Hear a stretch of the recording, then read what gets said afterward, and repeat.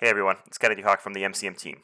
Thanks for joining me for this new Hero Primer video series. We're going to try to keep this video on Black Panther in under 10 minutes or less, so here we go. Black Panther is one of the champions from the Marvel Champions core set, and he's one of the very interesting characters in that core set, mainly because of his Foresight ability. So on his alter ego, he has the setup ability, Foresight. Search your deck for a Black Panther upgrade and add it to your hand. Shuffle your deck. This is a really powerful ability that's really going to shape how you play your game, and we'll get into why. The main hook for Black Panther is actually directly linked to that setup ability. He's a different kind of Voltron character.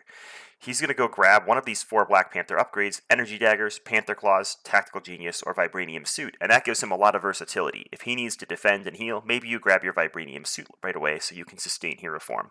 If you need to grab something to deal damage, maybe you get Panther Claws or Energy Daggers. And if you're going to be a threat remover or threat is your weakness, maybe you grab Tactical Genius to help keep the main scheme under control.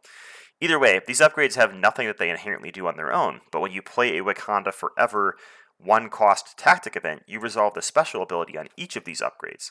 So all these upgrades are fairly efficient, even if you only have one of them out there, because they sort of double their ability if they're the last one chosen in the sequence. But once you get 2, 3, or 4 of these out there, that Wakanda Forever event becomes the most efficient event, basically in the game, definitely in the Marvel Champions core set.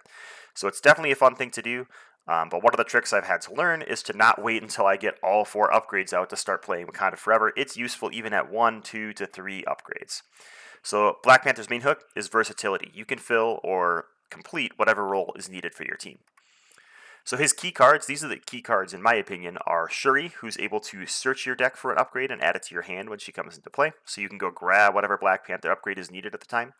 Vibranium, you get 3 copies of a 2 wild resource to help remove attachments, but also to pay for those Black Panther upgrades.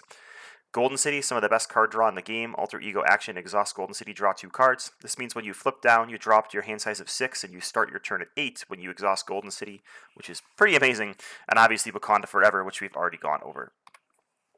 The vanilla cards, the cards that I'm not like super excited about all the time, are actually the Black Panther upgrades, right? They don't do anything inherently on their own, and you start with 1 in your hand.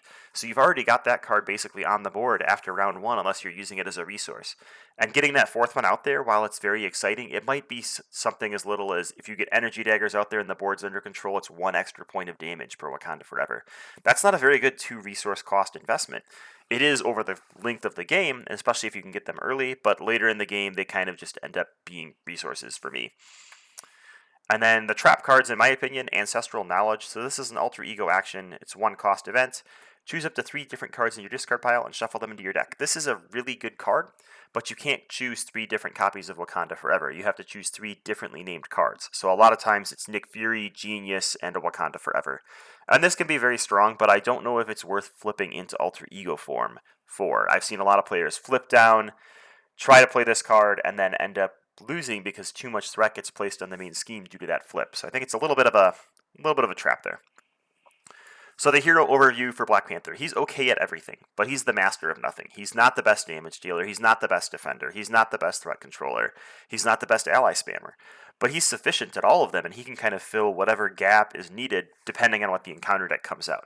That's one of the keys to Marvel Champions is instead of playing to what's in your hand, play to what's on the board. Villain Theory told me that on Discord recently, and I think it's a really, really smart tip to look at what's on the board and then decide what from your hand helps solve that problem the best. And Black Panther is great at that.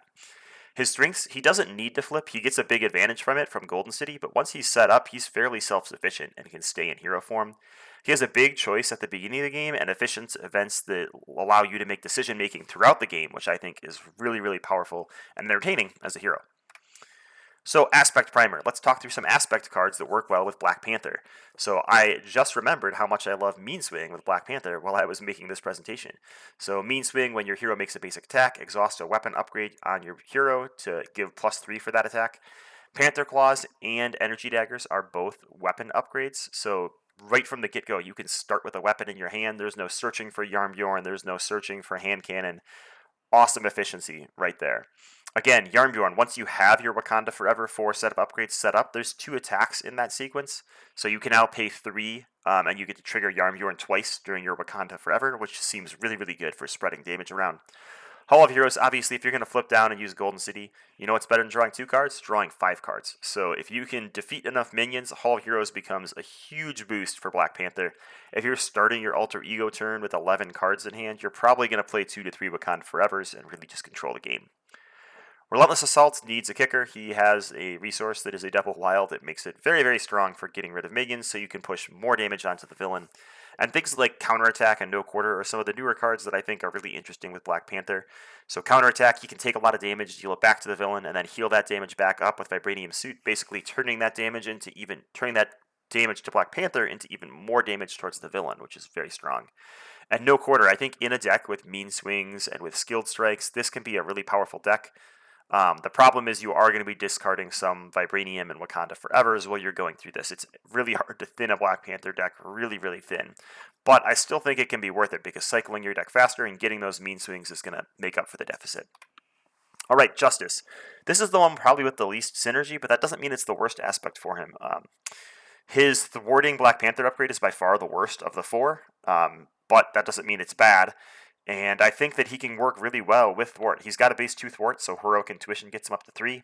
He can use his Vibranium to pay for things like Concussive Blow. I think that one way or another, Enchant Encounter is a really cool way to get Shuri out there, draw a ton of cards so you can play whatever upgrade Shuri fishes out, and still be able to Wakanda Forever that turn. And Black Panther has the economy to support the Shield archetype really quickly, which I think is a key to supporting that Shield archetype.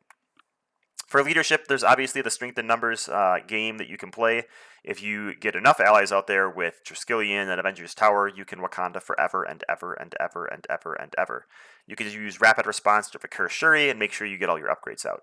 Another thing Black Panther can do, there was recently a Nova deck on the DB that was all about trying to spam low-cost allies that draw you cards and play Regroup using Nova's Helmet. You can do the same thing with Vibranium. You can play a Maria Hill. You can almost fully pay for a White Tiger.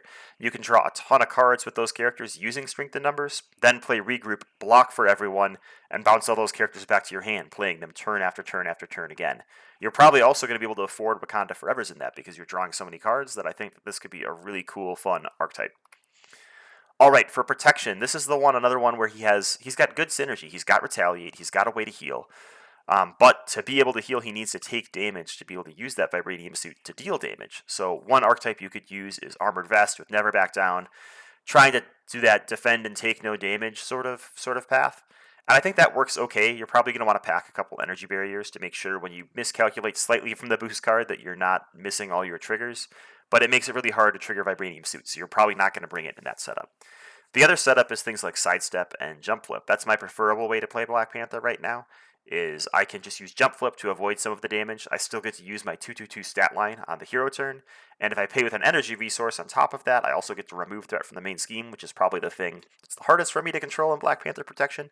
So I'm pretty happy with that sort of combo, and it still lets me take a little bit of damage to trigger my Vibranium Suit. Alright, for basic cards, we have Endurance, but not Downtime, because you can heal with Vibranium Suit. You don't need that extra recovery in Alter Ego form.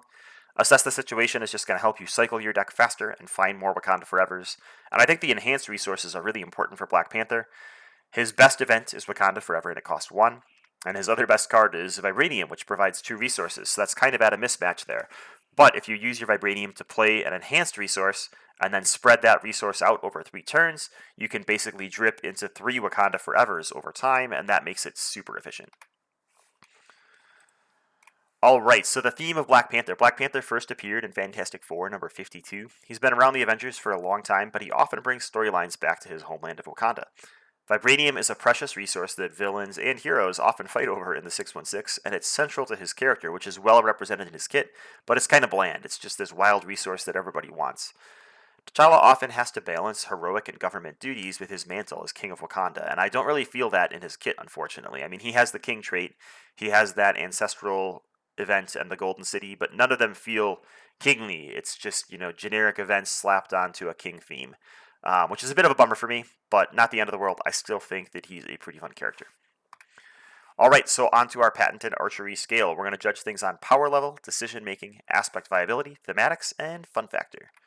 So I have him at a 3 for power level. I think he's a very strong character. There's nothing holding him back, making him difficult to play, and there's nothing setting him ahead, making him just a rock star. He's very powerful once he's set up, and that's how a Marvel Champions character sort of should be, right in the middle of the pack. For decision making, he's at a 4. He gets that awesome decision right at the beginning of the game, and an awesome decision every time you run your Wakanda Forever. You're basically taking an algorithm and deciding what order to resolve things in it. And depending on what's in the board, that algorithm order might change. So I find that extremely entertaining for decision making. For aspect viability, we have him at a 5. I think he works well in, we went to overtime. We almost made it. We'll try better on the next hero. Aspect viability, I have him at a 5. I think he has fun decks in every aspect. Justice is his least synergistic aspect, but luckily Justice is such a strong aspect that it still works well with him. Getting anyone to a 3 thwart is going to make them great. So I think he works really, really well in all aspects without you having to stretch your brain too much to find some creative solution to make his kit work. Thematics is his lowest score, just like She-Hulk. I have him at a 2 in thematics. I think that he's starting to get that theme there. I like the vibranium is included in his kit. I like that there's some king stuff and some politics stuff in his kit.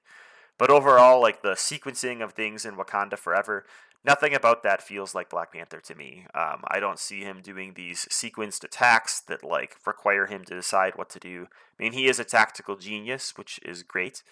But the thematics of the Wakanda Forevers and the triggering of his special Black Panther upgrades just fall a little bit short on me. For fun factor, I have him at a 4. I think he is my favorite core set hero to date. I do really like Spider-Man, so don't get me wrong, but Black Panther is super fun. I haven't found a new hero that's sort of replaced his gimmick and done it better, and I think that that's super important for keeping Black Panther fresh and unique. So I have him at a 3.6 overall.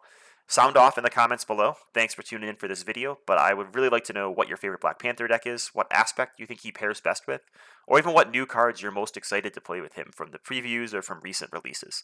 I'd love to know how you play T'Challa, the King of Wakanda. Thanks for tuning in, and have a great day.